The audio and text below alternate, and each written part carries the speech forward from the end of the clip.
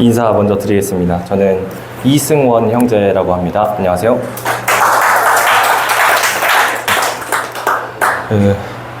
저희 오늘 말씀 시간에 또 이렇게 함께 하게 되었는데요.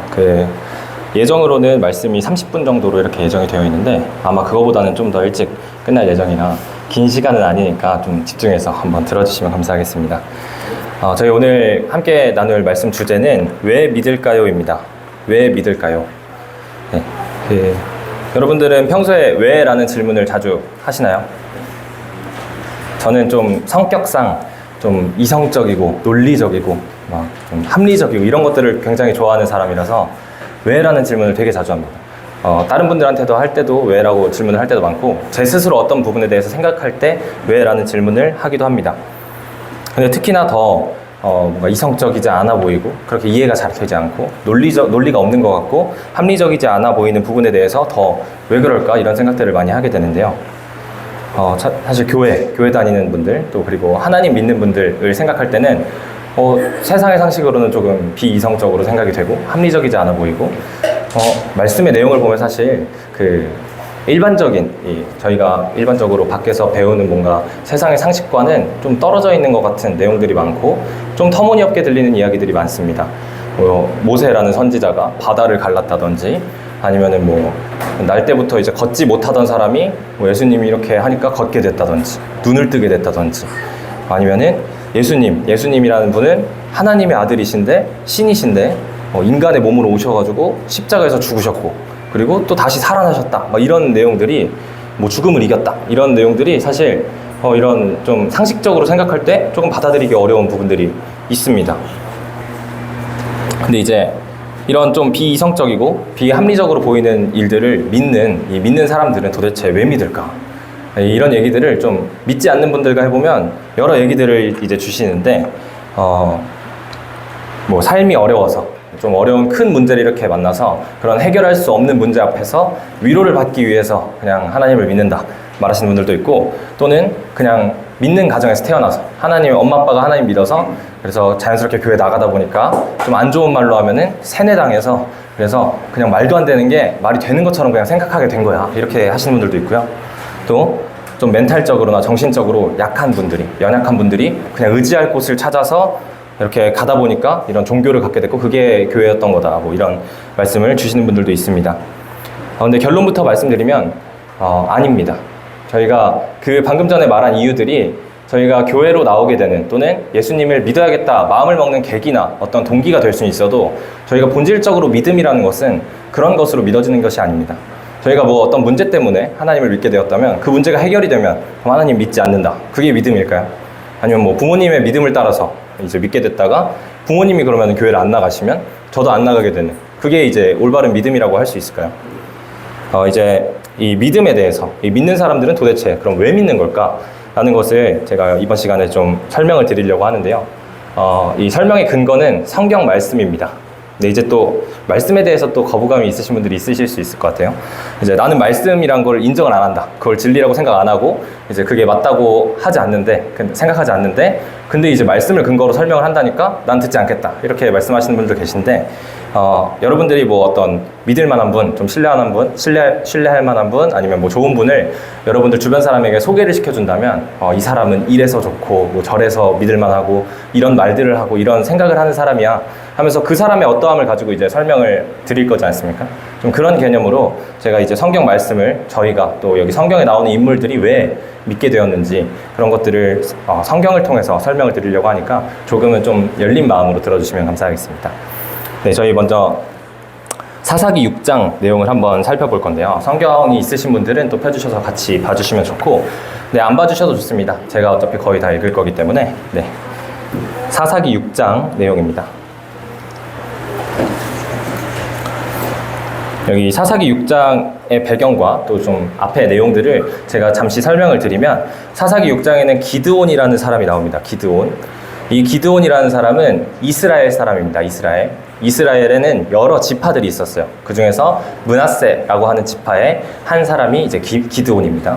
기드온이라는 인물을 좀 기억해 주시면 좋은데 이스라엘이 이때 당시에 어떤 상황이었냐면 이스라엘은 미디안 족속이라는 미디안 사람들한테 좀 핍박을 받고 있던 상황이었습니다. 이스라엘이 막 농사를 지으려고 하면은 농경지를 막 다 망쳐놓고 뭐 가축이나 뭐 이런 여러 가지 재산들을 약탈해가고 막 핍박하고 이렇게 공격하고 이런 상황에 처해져 있었습니다. 그래서 이 기드온이라는 사람은 이때 이 6장의 배경에서 밀타작을 하고 있어요. 타작을 이렇게 하고 있는데 곡식을. 근데 그거를 어디서 하냐면 포도주 틀에서 합니다. 포도주 틀에서 밀타작을 하고 있던 기드온입니다. 근데 포도주 틀이 어떤 거냐면 이런 조그만한 틀이 아니라 좀 크기가 있는, 그때 당시에 이제 뭐 배경들을 찾아보면 이 흙바닥에서 이렇게 구덩이를 파서 이렇게 안쪽에 크게 이렇게 길같이 내놓은 이제 구덩이라고 생각을 해주시면 될 것 같아요. 그래서 거기 안에 이제 들어가면 바깥에서 잘 안 보이는 거죠. 그래서 숨어서 밀타작을 하고 있었는데 왜 숨어서 했을까요? 미디안 사람들한테 핍박을 받고 있었기 때문에 밖에 이제 평평한 평야라든지 평지에서 밀타작을 하다가 또 미디안 사람들 눈에 띄게 되면은 공격을 받을 수도 있는 상황이었어요. 그래서 숨어서 이렇게 좀 어떻게 좀 안 좋게 말하면 쭈구리처럼 이렇게 막 밀타작을 하고 있던 그런 기드온이었습니다. 근데 그런 기드온 앞에 주님의 천사가 나타납니다. 네, 여기 6장 11절 12절 말씀을 제가 읽도록 하겠습니다. 주님의 천사가 아비에셀 사람 요아스의 땅 오브라에 있는 상수리 나무 아래에 와서 앉았다. 그때 요아스의 아들 기드온은 미디안 사람들에게 들키지 않으려고 포도주 틀에서 몰래 밀이삭을 타작하고 있었다.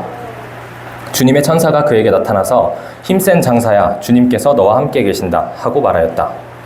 네, 주님의 천사라고 하는 이 분이 이제 와서 기드온에게 힘센 장사야 이렇게 부릅니다. 그랬더니 이제 기드온이 그 주님의 천사를 보고 하는 반응이 조금 재밌습니다. 13절에 보시면 그러자 기드온이 그에게 되물었다. 감히 여쭙습니다만 주님께서 우리와 함께 계신다면 어째서 우리가 이 모든 어려움을 겪습니까?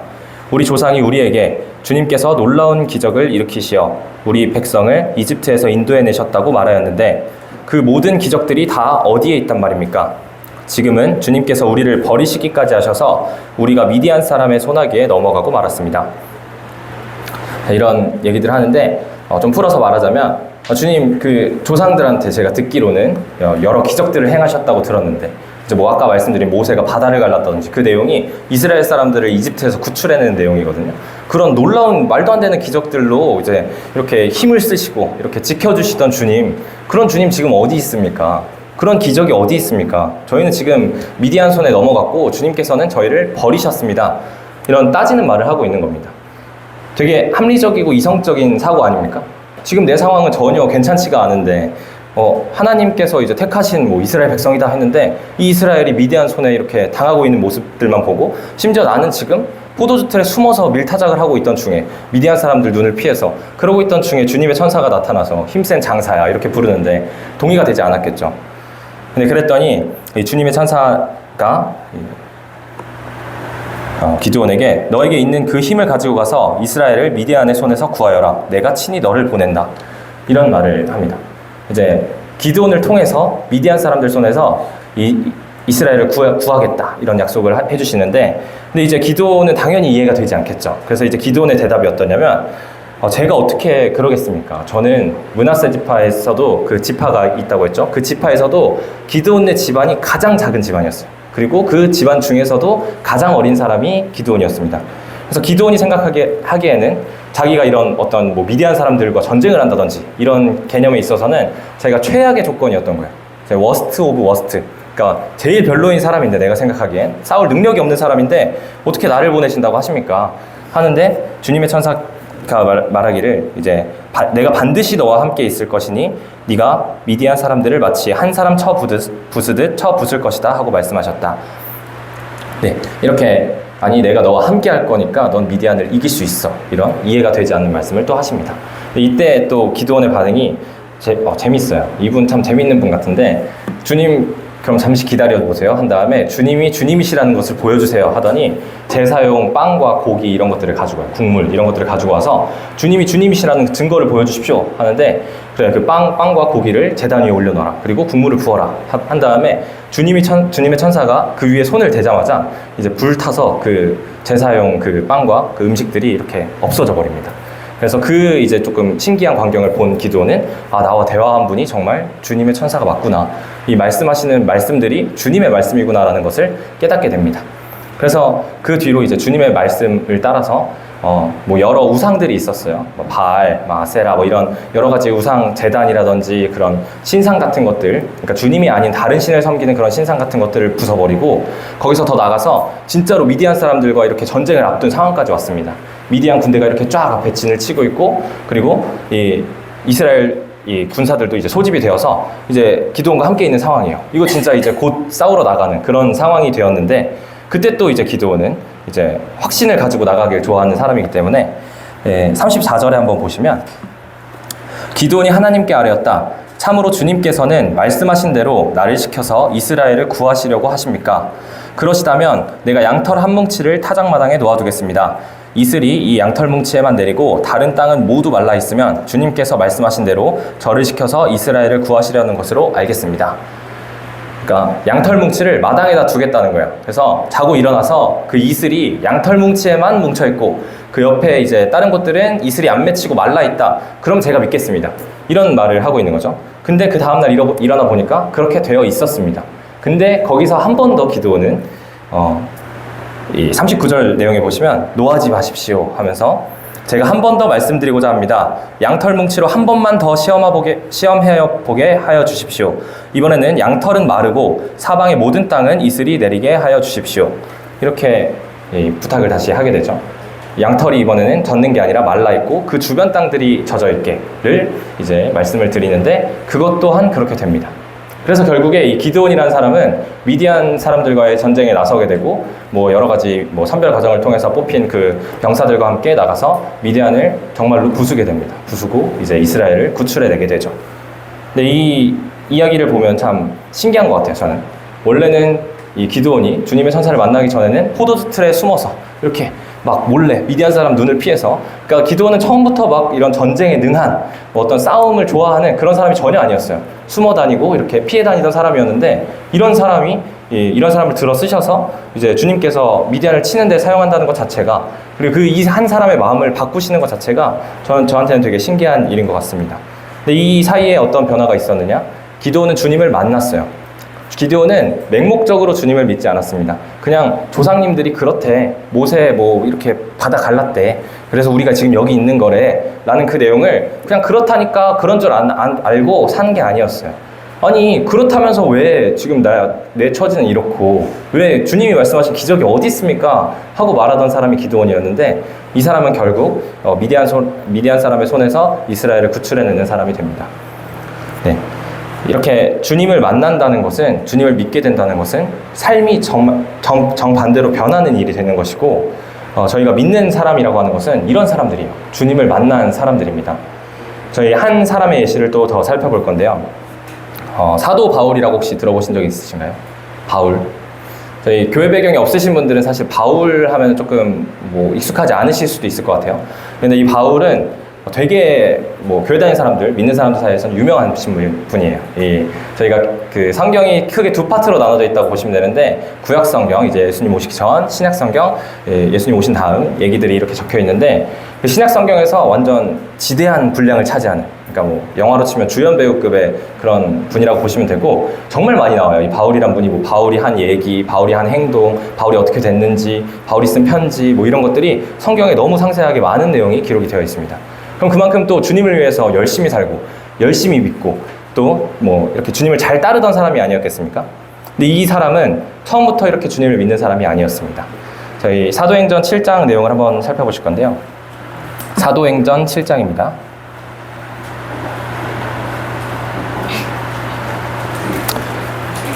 사도행전 7장에 보면 스데반이라는 사람이 나와요. 스데반이라는 사람은 예수님을 전하던 사람이었습니다. 이분 얘기를 먼저 드리고 또 바울 얘기로 넘어가자면, 이 스데반이라는 사람이 예수님을 막 이렇게 전해요. 그래서 이 설교를 합니다. 말씀 시간이 있었어요. 이렇게 말을 하는 시간이 있었는데, 그 시간에 이제 그 다른 사람들이 듣기에 거슬리는 얘기들을 너무 많이 해서 이분이 결국 돌에 맞아서 죽게 됩니다.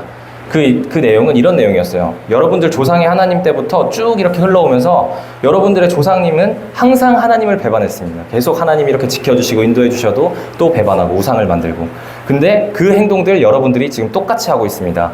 여러분들은 예수님이 오신다고 한 예언자들을 다 핍박하고 박해했고, 심지어는 그 예수님이 직접 오셨을 때 예수님을 죽이기까지 했습니다. 이런 말씀을 전하는데, 그 말씀 후에 막 분위기가 과열이 돼서 결국에는 이제 돌에 맞아서 죽게 됩니다. 그냥 단순히 뭐 한 사람이 우발적으로 이렇게 죽인 게 아니라 여러 사람들이 돌을 들고 와서 돌을 진짜 많이 던져서 맞아서 죽게 돼요.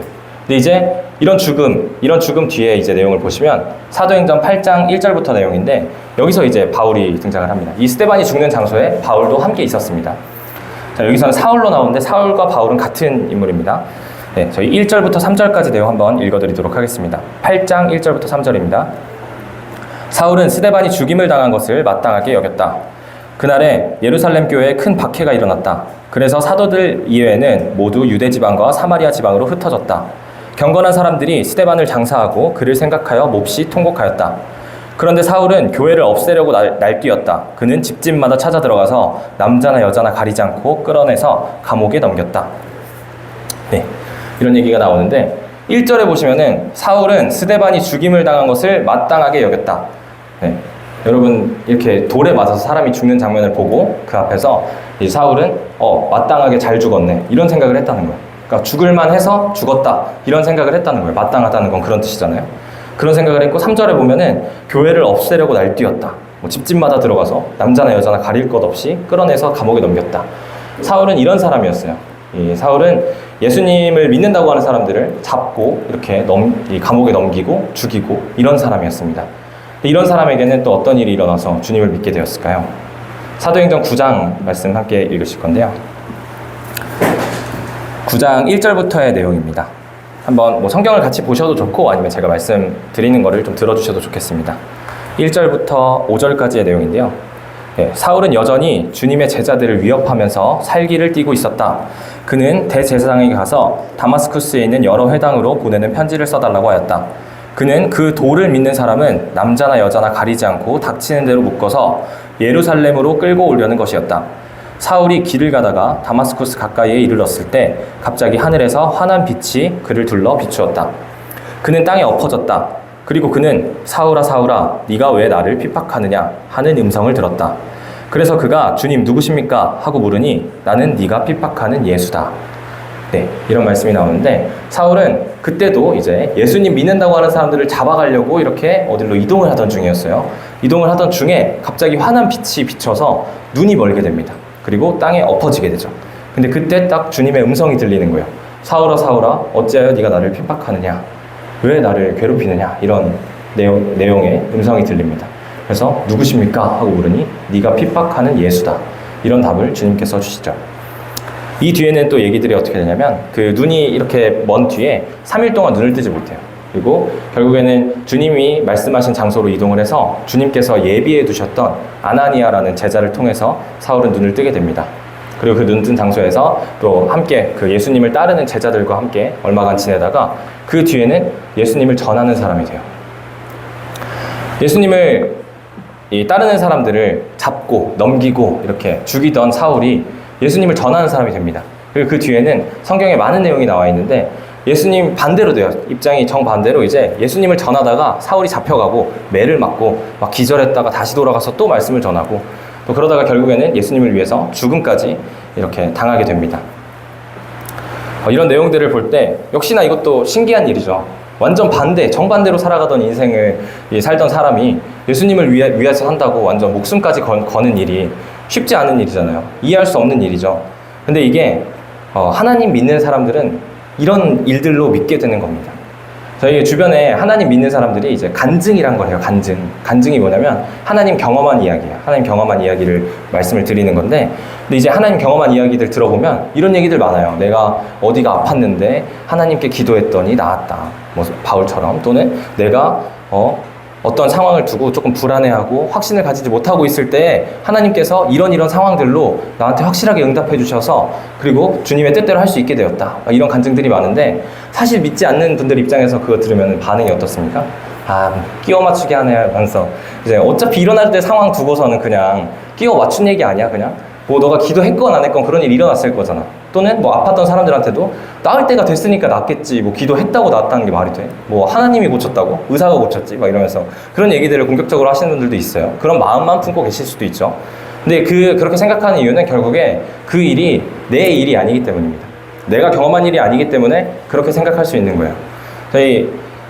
뭐 누가 아팠던 사람이 낫게 됐다든지, 또는 어떤 사람 마당에 뭐 양털이 뭐 젖어 있다가 말라 있다가, 그게 뭐 중요합니까? 전혀 상관도 없는 이야기인데, 근데 그런 일들이 내 일이 될 때, 내가 경험한 일이 될 때 결국 그 사람의 인생을 바꾸게 되는, 주님을 따르게 되는 그런 놀라운 일들이 일어나게 되는 것입니다.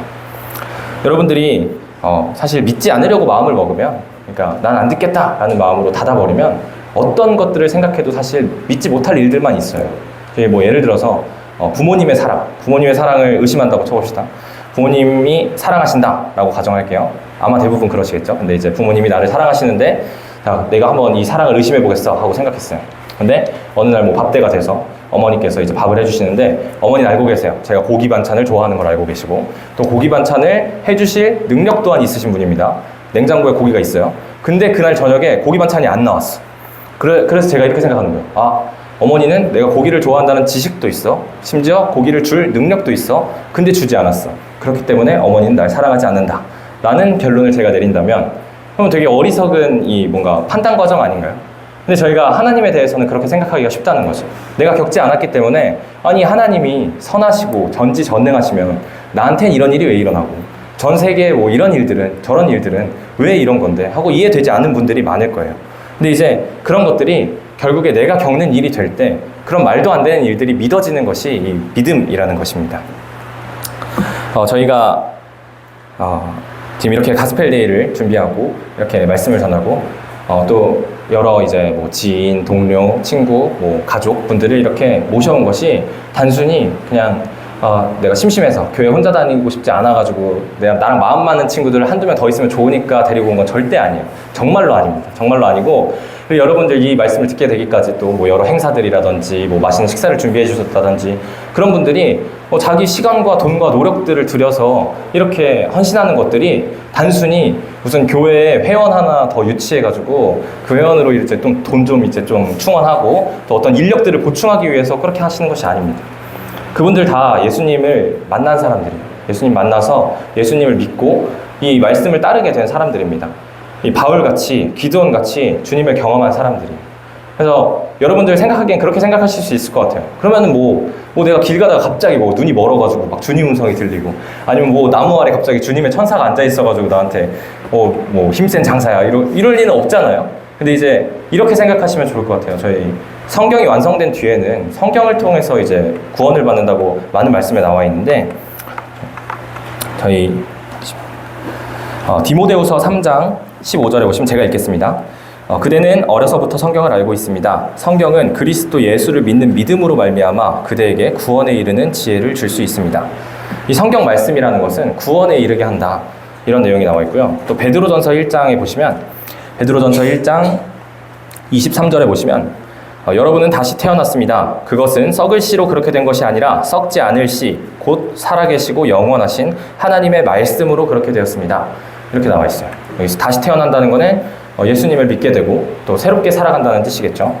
이 구원받는다는 것은, 또 이런 새 삶을 산다는 것은 하나님의 말씀을 통해 이루어지는 것입니다. 그리고 제가 아까 어떤 근거로 지금 이 설명을 드린다고 했죠? 하나님의 말씀을 근거로 이 지금 얘기들을 드리고 있습니다. 지금 이 자리에서 여러분들이 이렇게 하나님의 말씀을 듣고 있는 것이 단순히 그냥 어떤 한 사람이 전하는 그냥 자기 의견이 아니라 정말 하나님의 말씀인 것입니다. 지금 이 순간이 여러분에게는 그 상수리나무 아래에서 주님의 천사를 만났던 그 기드온의 모습인 거고, 그리고 또 그 눈이 멀어서 사울아 사울아 왜 너가 나를 핍박하느냐, 왜 나를 거부하니, 왜 나를 이렇게 못살게 구니 하는 그 주님의 음성을 여러분들께서 지금 이 자리에서 듣고 계신 겁니다. 아까 말씀드렸듯이 여러분들을 이 자리에 오기까지, 또 이 말씀을 듣게 되기까지 여러 노력들을 하신 분들은 정말 진심으로 여러분들이 예수님을 믿게 되기를, 삶이 변화되기를 기대하는 마음으로, 기도하는 마음으로 이 자리에 이렇게 인도하셨을 겁니다. 그리고 저 또한 같은 마음으로 여러분들이 정말 예수님을 믿게 되기를 바라겠습니다. 들어주셔서 감사합니다.